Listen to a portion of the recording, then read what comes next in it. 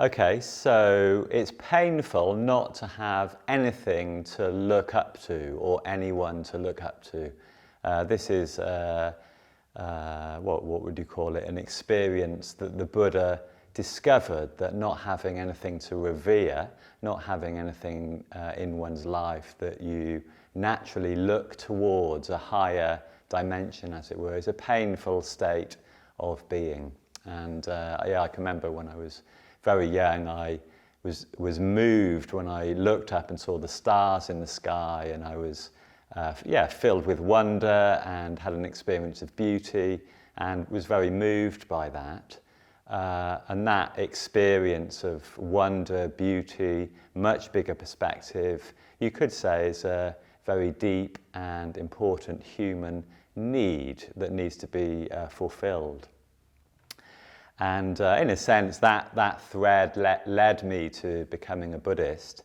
Of course, looking up at the stars is all very well, but the stars don't give you much practical advice on how to get on with your life, which, of course, I didn't have when I was younger.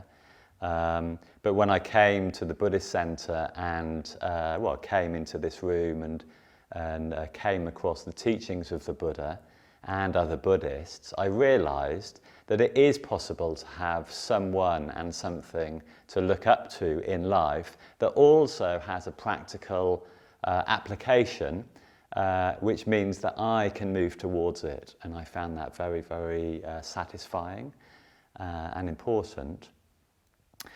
So for myself now, as a Buddhist, I look up to the Buddha. The Buddha for me is a star, as a star was when I was younger. And the Buddha's teaching provides me with a way of moving towards that ideal or that mystery or that bigger perspective. So looking up is very important, and it's worth bearing in mind that, well, you might have been to the Buddhist Center and seen people saluting the shrine, for example, behind me. And that's, in a sense, a recognition of looking up to someone or something. And remember that the Buddha wasn't a god, he wasn't a prophet, he wasn't a humanist, he wasn't a philosopher, he was an enlightened human being. And the only word we've got for an enlightened human being is Buddha. So the Buddha is someone who is awake, so someone who's become enlightened.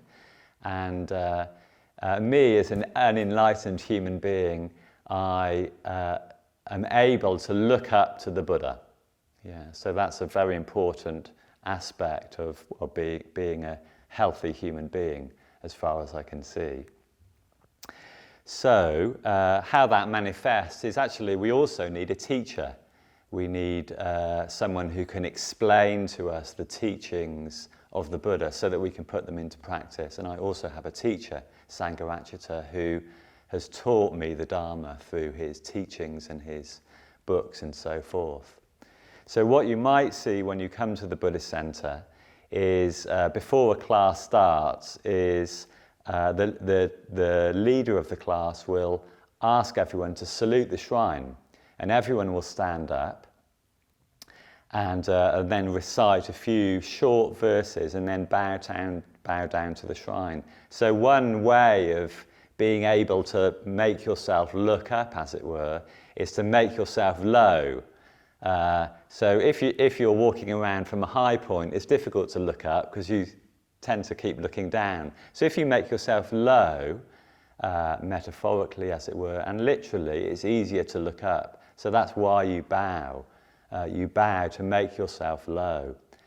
So when I come to the shrine, I bow to the shrine to remind myself that there is a possibility of being able to look up to something more, to something bigger and more important. So I'll just explain what we do when we salute the shrine. So we come into the room and we stand around, and we usually stand up and we put our hands together like this, and we say Namo Buddhaya, saluting the Buddha, Namo Dharmaya, saluting the Dharma, and Namo Sanghaya. So you're saluting the people who are trying to also practice this teaching and have gained enlightenment already. So those are that's the person, the people, and the teachings that we're looking up to.